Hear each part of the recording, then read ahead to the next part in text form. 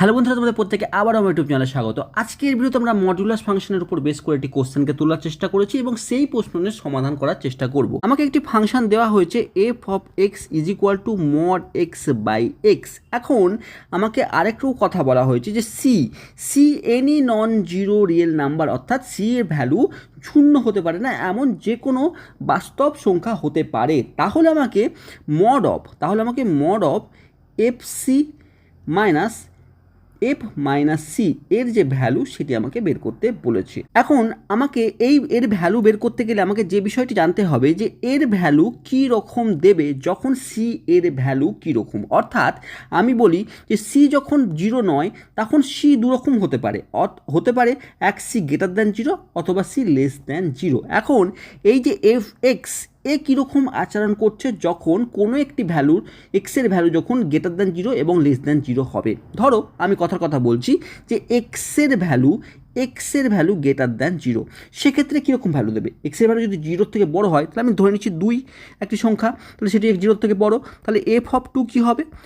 Mod 2/2 অর্থাৎ 2/2 অর্থাৎ 1 ভ্যালুকে দেবে। তাহলে এই ক্ষেত্রে 1 ভ্যালুকে দিচ্ছে। আবার এই ফাংশনটি যদি এক্সের জায়গায় আমি লেস দ্যান জিরো অর্থাৎ এক্সের ভ্যালু জিরোর থেকে ছোটো যে কোনো মানকে বসাই, অর্থাৎ আমি এফ অফ -2 যদি আমি বসাই, সেক্ষেত্রে কী হবে? -2/-2 অর্থাৎ মডের মধ্যে -2 আছে মানে সেটি পজিটিভ 2 হয়ে যাবে, নিচে -2 আছে কেটে গিয়ে -1কে আমাকে রিপ্রেজেন্ট করবে। অর্থাৎ এই ফাংশানটি দুইটি ভ্যালুকে দেবে যখন এক্সের মান গ্রেটার দ্যান জিরো তখন 1কে দেবে এবং এক্সের ভ্যালু যখন লেস দ্যান জিরো তখন -1কে দেবে। এর উপর বেস করে আমরা কাজ করতে পারি। সর্বপ্রথমে আমি ধরে নিচ্ছি সি এর যে ভ্যালু সেটি গ্রেটার দ্যান জিরো। এখন যদি সি এর ভ্যালু গ্রেটার দ্যান জিরো হয় তাহলে মাইনাস সি এর ভ্যালু কী হবে?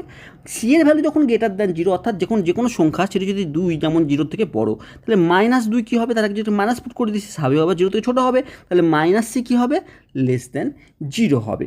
এই কন্ডিশনের উপর বেস করে আমরা যদি mod of f c minus f of minus c যদি বের করার চেষ্টা করি যখন সি গ্রেটার দ্যান জিরো, তখন আমরা পাচ্ছি কি এফ সির ভ্যালু কী পাবো?